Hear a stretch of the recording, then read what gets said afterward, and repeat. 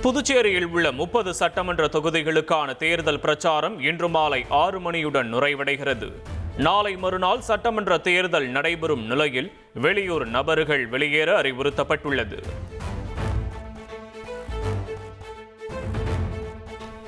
புதுச்சேரியில் வாக்குப்பதிவை ஒட்டி நாளை முதல் 10ஆம் தேதி வரை அனைத்து கல்லூரிகளுக்கும் விடுமுறை புதுச்சேரி கல்வித்துறை அறிவித்துள்ளது. சட்டப்பேரவை தேர்தல் நடைபெறும் கேரளா மற்றும் அசாம் மாநிலங்களில் இன்று மாலையுடன் பிரச்சாரம் ஓய்கிறது. நாளை மறுதினம் ஒரே கட்டமாக வாக்குப்பதிவு நடைபெற உள்ள நிலையில் அரசியல் கட்சி தலைவர்கள் தீவிர வாக்கு சேகரிப்பில் ஈடுபட்டுள்ளனர். தமிழகத்தில் 5938 வாக்குச்சாவடிகள் பதற்றமானவை என்று தலைமை தேர்தல் அதிகாரி அர்ச்சனா பட்நாயக் தெரிவித்துள்ளார். பதற்றமான வாக்குச்சாவடிகளுக்கு கூடுதல் பாதுகாப்பு வழங்கப்படும் என்றும் அவர் கூறியுள்ளார். தமிழக சட்டமன்ற தேர்தல் செலவுக்காக 1302 கோடி ஒதுக்கீடு செய்யப்பட்டுள்ளது. வீட்டிலிருந்தே வாக்கு செலுத்த 2.5 லட்சம் முதியோர்கள் விண்ணப்பித்துள்ளதாக தலைமை தேர்தல் அதிகாரி அர்ச்சனா பட்நாயக் தெரிவித்துள்ளார். தமிழக சட்டமன்ற தேர்தலில் போட்டியிட தாக்கல் செய்யப்பட்ட வேட்புமனுக்கள் மீது பரிசீலனை. இறுதி வேட்பாளர் பட்டியல் நாளை மறுநாள் வெளியிடப்படும் என்று அறிவிக்கப்பட்டுள்ளது. கொளத்தூர் சட்டமன்ற தொகுதியில் போட்டியிடும் முதலமைச்சர் ஸ்டாலினின் வேட்புமனு ஏற்கப்பட்டுள்ளது. சேப்பாக்கம் திருவல்லிக்கேணி தொகுதியில் துணை முதல்வர் உதயநிதியின் வேட்புமனு ஏற்கப்பட்டதாக அறிவிக்கப்பட்டுள்ளது. எடப்பாடி தொகுதியில் போட்டியிடும் அதிமுக பொதுச் செயலாளர் EPSன் வேட்புமனு ஏற்கப்பட்டுள்ளது.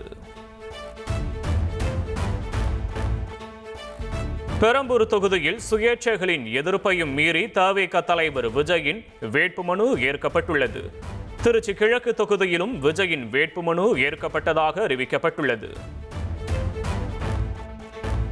சாத்தூர் தொகுதியில் பாஜக மாநில தலைவர் நயினார் நாகேந்திரனின் வேட்புமனு ஏற்கப்பட்டுள்ளது. காரைக்குடி தொகுதியில் போட்டியிடும் நாம் தமிழர் கட்சி தலைமை ஒருங்கிணைப்பாளர் சீமானின் வேட்புமனுவும் ஏற்கப்பட்டதாக அறிவிக்கப்பட்டுள்ளது. பெரம்பூரில் தவிக தலைவர் விஜய் போட்டியிடும் நிலையில் அதே பெயரில் மேலும் 4 பேர் வேட்புமனு விஜய், விஜய், ஜோசப், ஜோசப் ஆகியோர் தாக்கல் செய்த வேட்புமனுக்கள் ஏற்கப்பட்டுள்ளது. பாஜக MLAவை தேர்ந்தெடுத்தால்தான் மதுரைக்கு மெட்ரோ வருமா என மகாராஷ்டிர முதல்வர் தேவேந்திர பட்னாவிஸுக்கு முதலமைச்சர் ஸ்டாலின் கேள்வி எழுப்பியுள்ளார். பேரம் பேசுவது, பிளாக்மெயில் செய்வதுதான் மகாராஷ்டிரா முதல்வர் வேலையா என்றும் அவர் கண்டனம் தெரிவித்துள்ளார். சட்டமன்ற தேர்தல் காரணமாக சென்னையில் நடைபெறும் IPL போட்டி தேதியை மாற்றக் கோரிய மனுவை சென்னை உயர்நீதிமன்றம் தள்ளுபடி செய்துள்ளது. ஏற்கனவே நடந்த போட்டியில் எந்த விதி மீறலும் இல்லை, எஞ்சிய போட்டிகளையும் கண்டுகளியுங்கள் என்று தலைமை நீதிபதி அமர்வு தெரிவித்துள்ளது. தவிக தலைவர் விஜய் நாளை மறுதினம் கடலூரில் பிரச்சாரம் மேற்கொள்ள திட்டமிட்டுள்ளார்.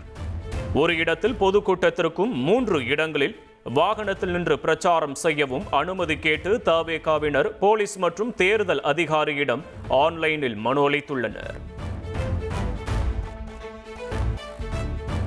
தமிழக சட்டமன்ற தேர்தலுக்காக காங்கிரஸ் கட்சி சார்பில் நட்சத்திர பேச்சாளர்கள் அறிவிக்கப்பட்டுள்ளனர்.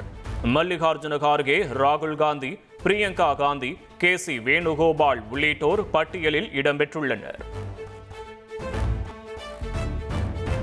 2வது முறையாக எரிபொருள் கட்டணத்தை உயர்த்தியது ஏர் இந்தியா நிறுவனம். சர்வதேச விமானங்களில் சுமார் 23,000 ரூபாய் வரையிலும், உள்நாட்டு விமானங்களில் 899 ரூபாய் வரையிலும் கட்டணம் உயர்த்தப்பட்டுள்ளது. சென்னையில் ஆபரண தங்கத்தின் விலை சவரனுக்கு 1040 ரூபாய் குறைந்துள்ளது. 1 கிராம் 13,860 ரூபாய்க்கும், ஒரு சவரன் தங்கம் 1,10,880 ரூபாய்க்கும் விற்பனை செய்யப்படுகிறது.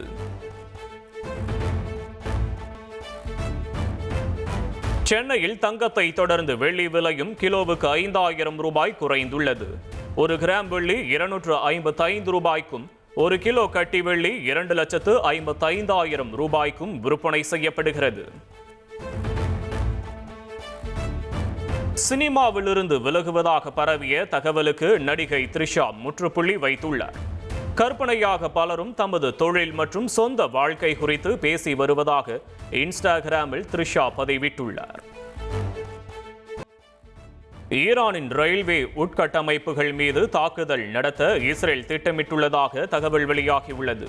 பாதுகாப்பு கருதி ஈரானின் ரயில்களில் யாரும் பயணிக்க வேண்டாம் என்று ஈரான் ராணுவம் எச்சரிக்கை விடுத்துள்ளதால் பதற்றம் அதிகரித்துள்ளது. மின் உற்பத்தி நிலையங்கள் மீதான தாக்குதலை தடுக்க மனித கேடயங்களை அமைக்க ஈரான் திட்டமிட்டு வருகிறது. விளையாட்டு வீரர்கள், கலைஞர்கள் அனைவரும் மனித சங்கிலியாக நிற்க வேண்டும் என்று ஈரான் விளையாட்டுத்துறை அமைச்சர் அழைப்பு விடுத்துள்ளார். ஐபிஎல் கிரிக்கெட் தொடரின் இன்றைய ஆட்டத்தில் ராஜஸ்தான் ராயல்ஸ் அணியை மும்பை இந்தியன்ஸ் அணி எதிர்கொள்கிறது.